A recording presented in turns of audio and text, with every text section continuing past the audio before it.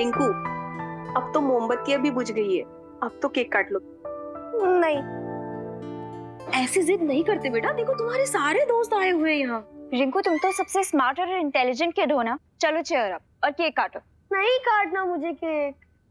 बहुत हो गया चॉकलेट केक का अपमान। 1 घंटे से देखे जा रहा हूँ, रिंकू का ड्रामा खत्म ही नहीं हो रहा है। हटो, मैं ही केक को काट लूंगा आज तो। अरे रिंकू भैया क्या कर रहे हो आप? रिंकू बर्थडे बॉय है, उसका ड्रामा करना बनता है, लेकिन तुम क्यों ड्रामा कर रहे हो? अरे चिंटू, चिंटू, अरे चिंटू, अरे चिंटू, अरे कंट्रोल भाई कंट्रोल। अरे अरे अरे अरे आराम से। चिंटू को ही केक काटने दो, एटलीस्ट उसके मन में थोड़ी सी तो एक्साइटमेंट है। अरे क्यों रिंकू, तुम्हें खुद का बर्थडे सेलिब्रेट करने की एक्साइटमेंट नहीं है क्या? क्या हुआ शालिनी जी, रिंकू इतना रूठा हुआ क्यों है?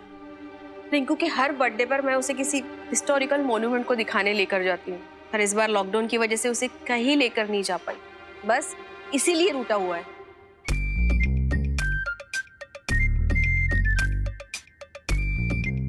रिंकू, अब लॉकडाउन की वजह से कई सारे रेगुलेशंस थे, रूल्स थे, उसे फॉलो करने के लिए हमें पेरेंट्स को सपोर्ट करना चाहिए ना।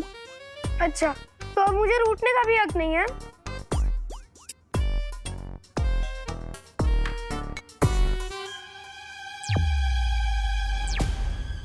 पार्टनर, रिंकू अपने बर्थडे के दिन रो रहा है, ये मुझे अच्छा नहीं लग रहा है। मुझे भी अच्छा नहीं लग रहा है। हम एक काम करते हैं, इसे ऐतिहासिक स्मारक दिखाने के लिए इजिप्ट ले चलते हैं।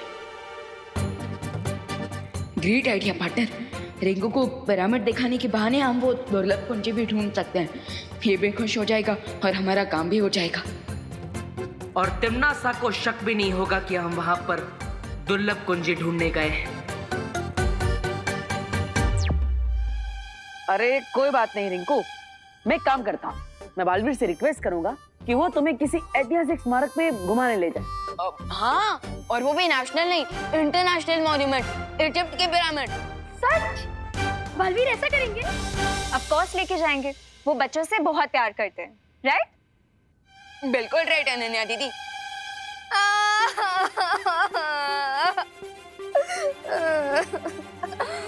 क्या हुआ रोहित, तुम क्यों रो रही हो? अब मैं नहीं, सारे बच्चे रोएंगे। बालवीर सिर्फ रिंकू को लेके जाएंगे इजिप्ट, हम बच्चों को नहीं।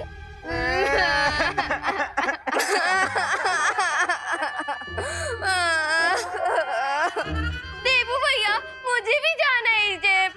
मुझे भी जाना है। आखिर हमारे पेरेंट्स लॉकडाउन के कारण हमारे विशेष पूरी नहीं कर पाए। मुझे भी इजिप्ट का पिरामिड देखना है। ठीक है, मैं बालवीर से रिक्वेस्ट करूंगा कि वो तुम सबको घुमाने ले जाए, ओके? बालवीर अगले दुर्लभ कुंजी ढूंढने की बजाय बच्चों के साथ पिकनिक पे जा रहा है।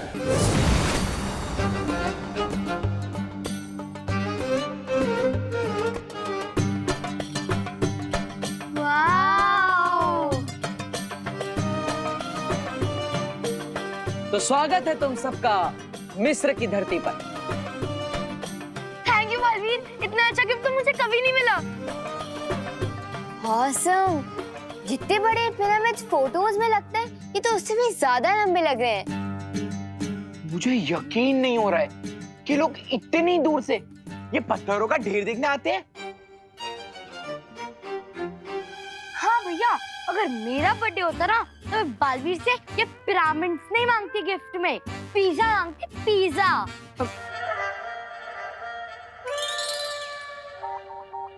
काश देबू भैया भी होते हमारे साथ इस ट्रिप पे। वो माँ ने देबू भैया को किसी जरूरी काम से भेजा है ना, और देबू भैया माँ की बात कहाँ टाल सकते हैं? क्या तुम लोगों को पता है पिरामिड्स आज से 4500 साल पहले बने थे? और क्या तुम्हें पता है पिरामिड के हर एक पत्थर का वेट 5 से 10 टन का होता है? और क्या तुम लोगों को पता है? बस रिंकू, प्लीज स्टॉप।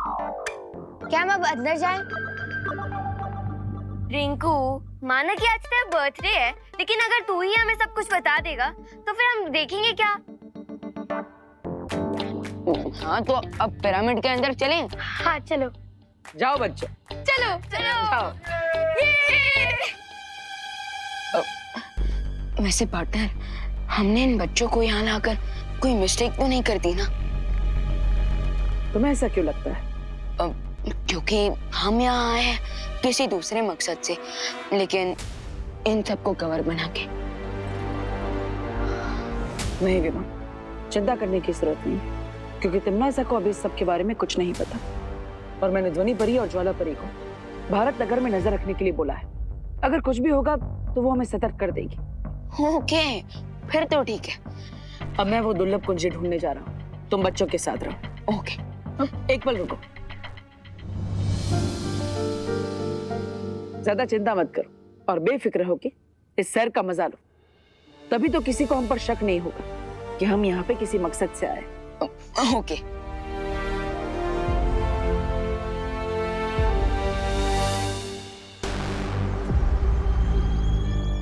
हमें अहंकार का पाठ पढ़ाने वाला शौर्य आज खुद अहंकार में इतना अंधा हो गया है कि उसे लगता है वो हमसे आगे है। इसीलिए तो दोनों बालवीर भी छुट्टी मनाने के लिए सारे बच्चों के साथ पिरामिड देखने इजिप्ट चले गए।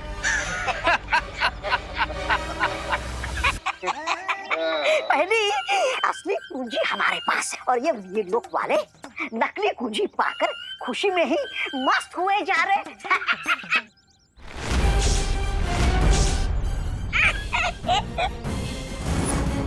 हमें जल्द से जल्द बॉडी को देनी चाहिए।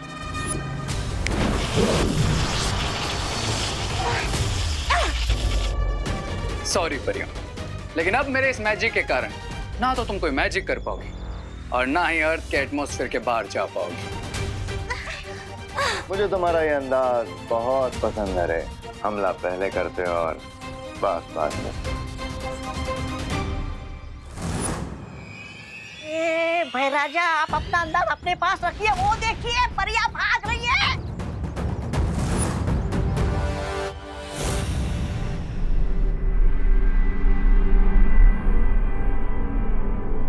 जैसे इस गोले की रोशनी नीले रंग की होगी तो मुझे पता चल जाएगा कि दुर्लभ कुंजी के पास मैं पहुंच चुका हूं। बालवीर जल्दी आ जाओ। ध्वनि परी और ज्वाला परी की आवाज। कहीं भारत नगर में कोई मुसीबत तो नहीं आ गई? बालवीर जल्दी आ जाओ। क्या हुआ परी? आपने मुझे बुलाया? सब ठीक तो है ना? कुछ याद नहीं आ रहा, लेकिन बालवीर कोई बात जरूर थी। अब बालवीर, बालवीर, बालवीर।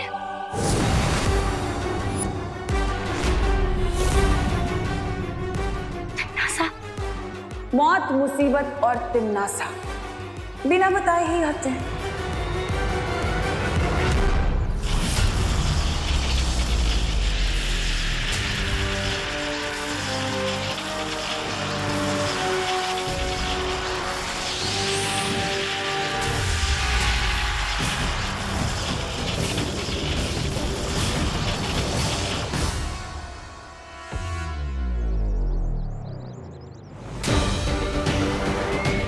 अब इन्होंने जो भी सुना और देखा है वो इन्हें याद नहीं रहेगा। रे, इससे पहले कि बालवीर आए, इन परियों पे से अपनी जंजीरें हटा लो। There you go.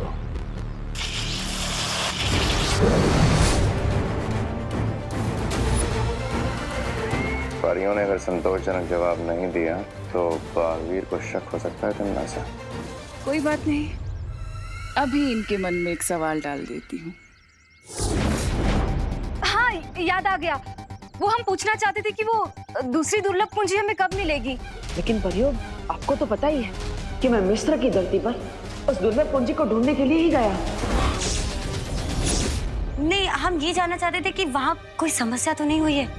नहीं, अभी तो वहाँ पर कोई समस्या नहीं है, क्योंकि तिम्नासा को ये लगता है कि मैं मिस्र बच्चों को सैर कराने के लिए लेकर गया, जबकि असल में मैं उस कुंजी को ढूंढने के लिए ही गया।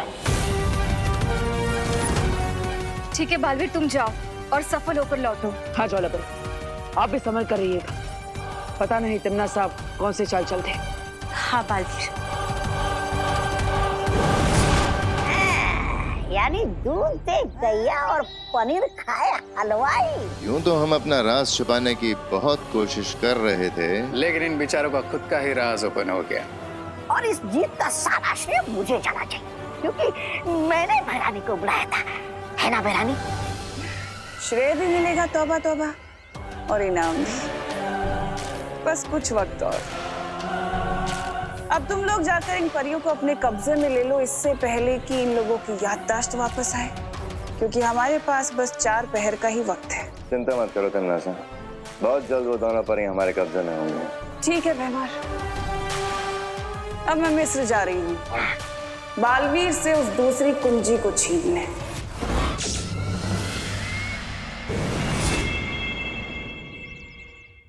वाह, क्या तुम लोगों को पता है? अरे क्या शूशु, बर्थडे मेरा, बर्थडे की ट्रिप भी मेरी, और तुम लोग मुझे ही चुप करा रहे हो। How rude.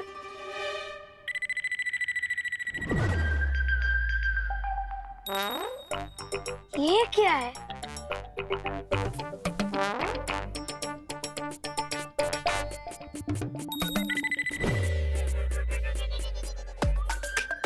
अरे ये तो कोई लिपि है, लेकिन इसके बारे में तो मुझे कोई इन्फॉर्मेशन ही नहीं है। ओह थैंक गॉड, कोई ऐसी चीज तो है जिसके बारे में रिंकू को इन्फॉर्मेशन नहीं है।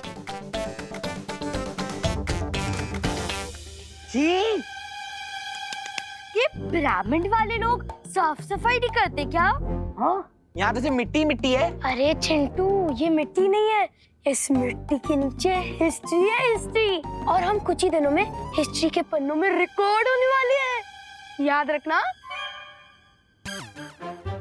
रिंकू, 1 मिनट, तुम्हें अभी थोड़ी देर में ये लिपि साफ साफ दिखाई देगी।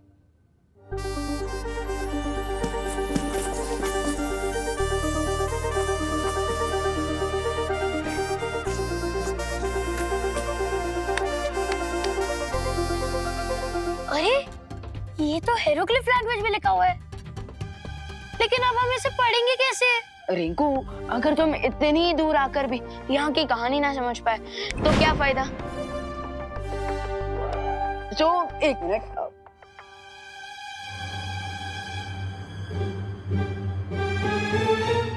ये क्या है? अरे मैं तो इसके बारे में बताना ही भूल गया था। ये एक जादुई ट्रांसलेटर है, मालवीर ने मुझे दिया यहाँ की लैंग्वेज समझने के लिए। हम जैसे इस टॉर्च की लाइट इस साइन लैंग्वेज पर पड़ेगी, इस ट्रांसलेटर और स्पीकर की मदद से हम इसकी भाषा समझ पाएंगे। ओह 1 मिनट। आज से हजारों साल पहले मिस्र में एक खूंखार राजा हुआ करता था, जिसका नाम इमाया था, और जो आज भी मम्मी बनकर इस पिरामिड में दफन है।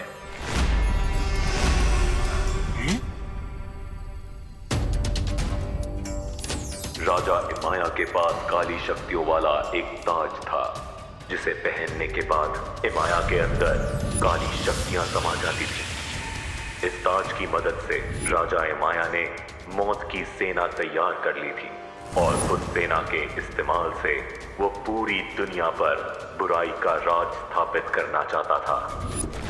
लेकिन अच्छाई की शक्तियों ने राजा इमाया के इरादे को पूरा नहीं होने दिया, और उसका काली शक्तियों वाला ताज छीनकर राजा इमाया को मम्मी बनाकर पिरामिड में दफन कर दिया। क्या यहीं पे? यहीं डालना था। वाओ,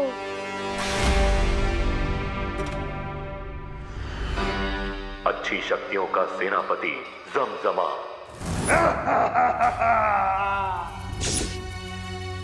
उस ताज को निगलकर भस्म हो गया, क्योंकि वो नहीं चाहता था कि वो ताज किसी को मिले। लेकिन अभी भी वो काली शक्तियों वाला ताज नष्ट नहीं हुआ है। उस ताज को पूरी तरह से भस्म करने वाली 3 वस्तुएं, मशाल, तेल और चिंगारी, इसी पिरामिड के 1000 कमरों में से किसी 3 कमरों में रखी हुई है।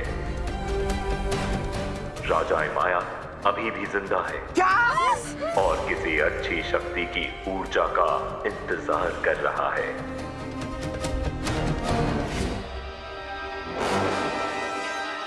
वाओ, और रिंकू तो मैं कहाँ पे लेके आ गया? मैं तो इतना मासूम स्वीट सा बच्चा हूँ, कहीं वो महाराज माया की नजर मेरे पे ना हो। अरे रिलैक्स चिंटू, ये सब सिर्फ कहानियों में होता है, जेल डरने की कोई बात नहीं है। ठीक है, चलो अभी चलते हैं। हाँ यार चलो चलो चलो।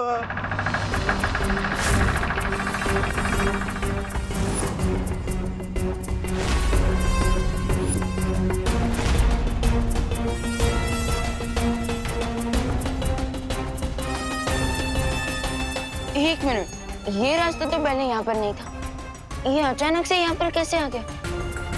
चलो नीचे जाकर देखते हैं। अबे मरने का तुझे? अरे चलो ना, कुछ इन्फॉर्मेशन मिल जाएगी। अभी सब लोग जा रहे हो ना, इसलिए मैं भी चल रहा हूँ। चलो चलो चल। तो यहाँ इन पिरामिड्स में छुपी है दूसरी दुर्लभ कुंजी। बालवीर, तुम्हें क्या लगा तुम उसे इतनी आसानी से हासिल कर लोगे? अभी तो खेल शुरू हुआ है। आराम से।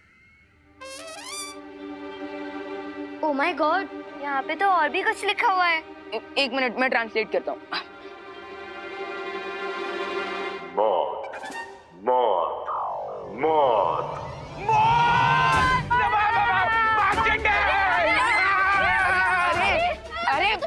अरे रुको, रुको, रुको। जब बालवीर हमारे साथ है तो हम डर क्यों रहे हैं? अरे लेकिन कहाँ है बालवीर? अरे तुम सब डरो मत, यूपी के वैसे होते हैं बड़े साहसी। आरोही,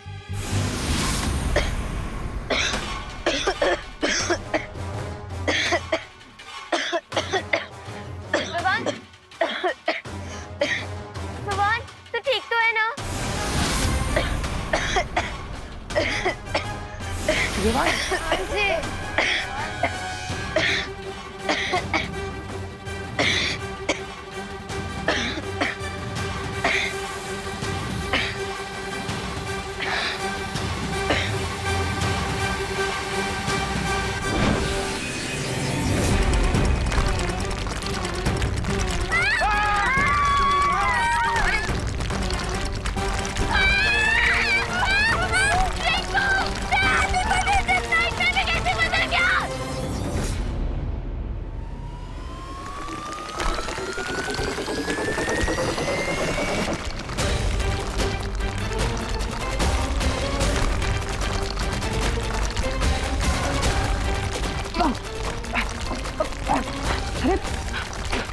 इस स्तंभ के अंदर क्या हो रहा है? कहीं बच्चे खतरे में तो नहीं? मुझे बच्चों की सुरक्षा करने के लिए जाना ही होगा। सब लोग इन बच्चों से बचो।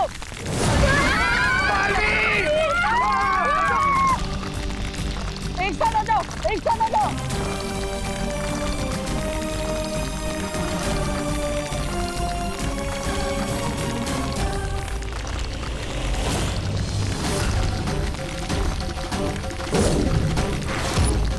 जिस बच्चे ने उस ताबूत पर रखे पत्थर को छुआ है वो बहुत ही शक्तिशाली है, इसीलिए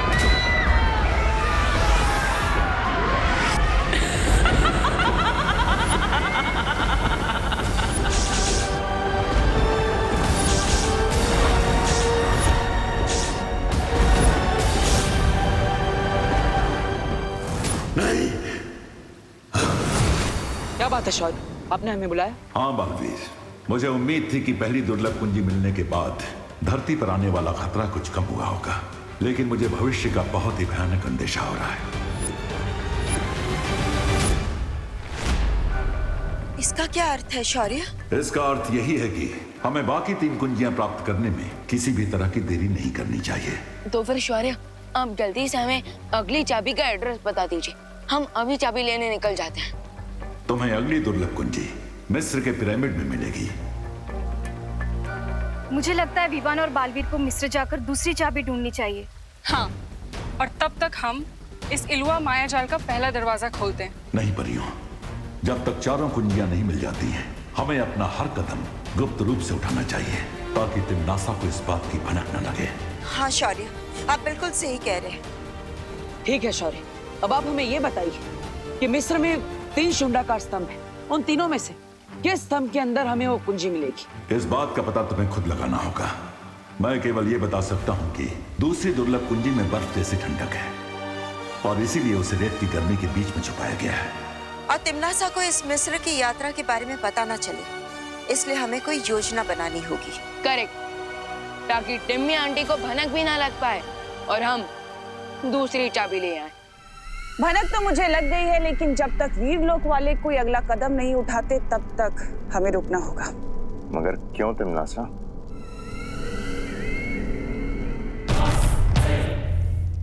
क्योंकि पहली बात ये कि मैं नहीं चाहती कि उस शौर्य को ये पता चले कि उसके पास जो चाबी है वो नकली है। और दूसरी बात? दूसरी बात ये कि वो 3 दुर्लभ कुंजियां कहाँ छुपी हैं ये सिर्फ वीरलोक वालों को पता है। That means अभी हमें वेट एंड वॉच का गेम खेलना होगा। ठीक है तिमनासा, मैं और रे भारत नगर जाकर दोनों बालवीरों पर नजर रखते हैं और जैसे ही कोई हरकत होती है हम तुम्हें खबर देंगे। पहली दुर्लभ कुंजी मुझे मिल चुकी है और अब अगली कुंजी तक वीरलोक वाले मुझे खुद लेकर जाएंगे।